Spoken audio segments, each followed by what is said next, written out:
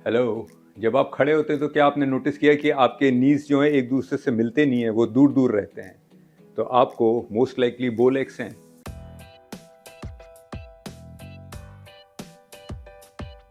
मैं डॉक्टर विशाल निगम एक orthopaedic surgeon हूं जो नोएडा में और दिल्ली में प्रैक्टिस करता हूं।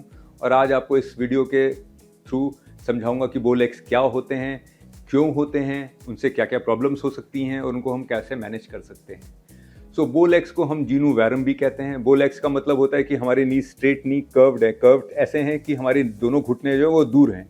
हमारे एंकल पास हैं, हिप पास है, बट नी जॉइंट्स जो है वो दूर दूर हैं। बोल एक्स खाली एक कॉस्मेटिक डिफॉर्मिटी नहीं है। अगर इसको हमने करेक्ट नहीं किया तो आगे चल के हमारे को प्रॉब्लम्स या पेन्स भी होने शुरू हो जाते हैं। तो जब एक बच्चा पैदा होता है तो उसके इनफैक्ट बोल एक्स होते हैं। जितने भी बच्चे हम देखेंगे तो उनके हमेशा लेग्स जो होते हैं वो कर्व्ड होते हैं, वो होते हैं, उनकी नीज दूर दूर दूर होती हैं। पर जैसे जैसे बच्चा ग्रो करता है तो over 3 years 4 years time generally बच्चे की नीज सीधी हो जाती हैं एंड थोड़ी सी उसके बाद कुछ सालों तक थोड़ी सी बाहर भी हो जाती हैं, माने एंकल दूर हो जाते हैं, नीज चिपक जाती हैं। बट 7-8 ईयर्स तक इन जनरल जो है हमारे लेग्स फॉर्म हो जाते हैं और हमारे लेग्स जो है वो स्ट्रेट हो जाते हैं। कभी कभी हम लोग देखते हैं कि नहीं, बच्चे की करेक्शन नहीं हो रही है, बच्चे की जो है नीज दूर दूर ही हैं, उनके चलने की स्टाइल खराब सा हो गया है, तो ये बोल एक्स हो रहे हैं।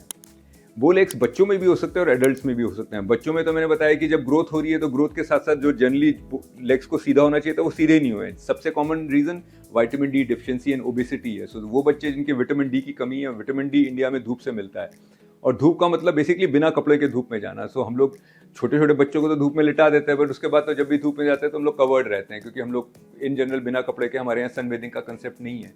बट इन जनरल क्योंकि हमारे को धूप नहीं मिल रही है अच्छी सी स्किन पे, उससे विटामिन डी की कमी हो रही है, उसकी वजह से जो है हमारी, और जैसे से हाइट बढ़ रही है और वेट बढ़ रहा है, तो जो जो पहले 3 साल में बोल एक्स थे वो करेक्ट नहीं हो पा रहे हैं, उल्टा हमारे वेट की वजह से वो और बो होते जा रहे हैं। तो कई बार बच्चे आते हैं जो 6, 7, 8 ईयर्स तक, जब तक पूरा करेक्शन हो गया होता था, हम देखते हैं कि नहीं, उनके तो काफ़ी नीज अभी भी काफ़ी दूर दूर हैं। तो इसका मतलब ये है कि जब 7-8 ईयर्स हो जाएंगे, जब उनकी लेग की जैसे फाइनल शेप होनी चाहिए थी, उस समय तक उनके बोल एक्स रहेंगे।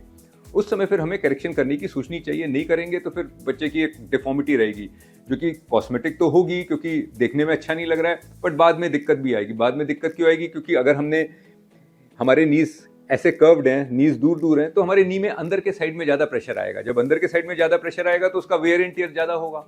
समझिए कि मैं कार चला रहा हूँ, कार में हमारा अलाइनमेंट ऐसा खराब है कि एक टायर पे ज़्यादा प्रेशर आ रहा है जब हम चला रहे हैं। अब मैं चला तो रहा हूँ, पर ठीक है, 1000 किलोमीटर में, 2000 किलोमीटर में वाला टायर जिस पे ज़्यादा प्रेशर आ रहा है वो जल्दी घिस जाएगा। जब जल्दी घिस जाएगा तो फिर चेंज करना पड़ेगा, बाकी तीनों टायर ठीक होंगे, उसी को चेंज करना पड़ेगा।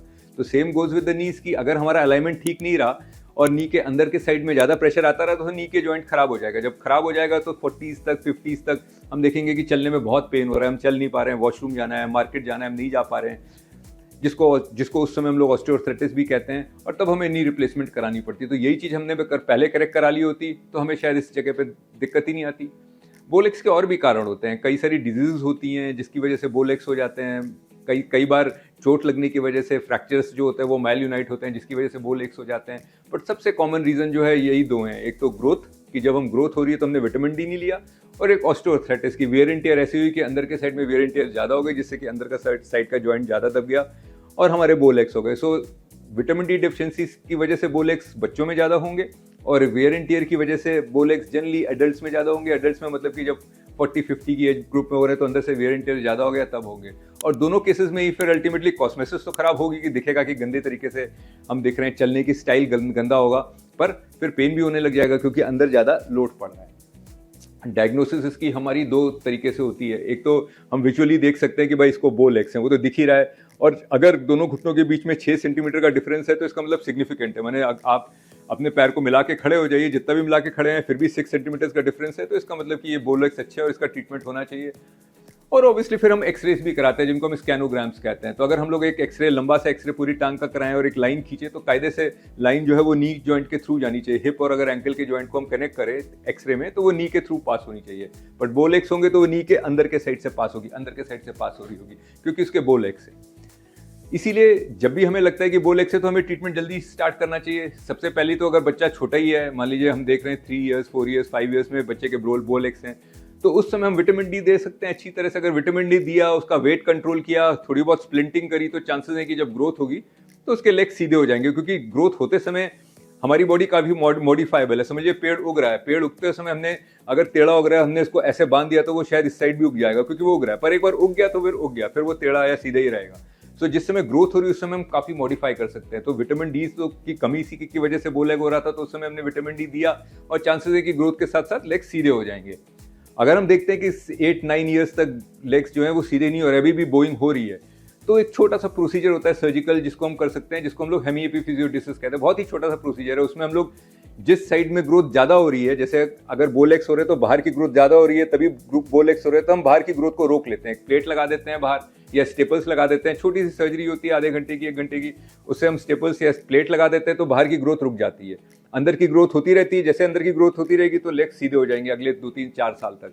जब सीधे हो जाते हैं तो हम प्लेट को हटा देते हैं, जैसे दोबारा से ग्रोथ ठीक से सीधी होने लग जाए। पर इसको हम तभी कर सकते हैं जब हमारी ग्रोथ बाकी है। अगर मैंने मान लीजिए ऐसी एज में प्लेट लगाई बाहर के साइड में, जबकि हमारी ग्रोथ बच्चे की बाकी नहीं रहेगी, मान लीजिए बच्चा ऑलरेडी 14 साल 15 साल का हो गया है, तब तो ग्रोथ ही नहीं बाकी रहेगी, तो प्लेट लगाने का कुछ फायदा ही नहीं है।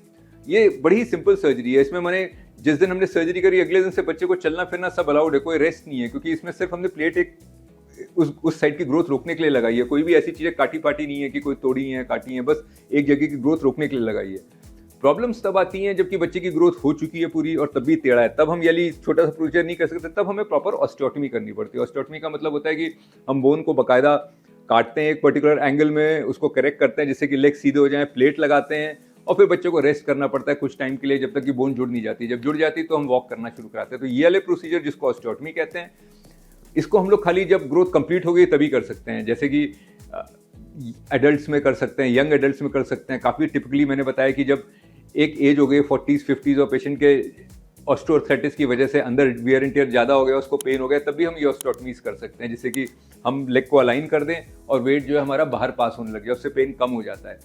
Over a period of time अगर हम देखते हैं कि नहीं पेशेंट का पेन काफ़ी ज़्यादा होना शुरू हो गया है और उसका अंदर का जॉइंट काफ़ी खराब हो गया है, बाहर के जॉइंट में भी लोड आ गया है, तो फिर टोटल नी रिप्लेसमेंट की ज़रूरत पड़ती है।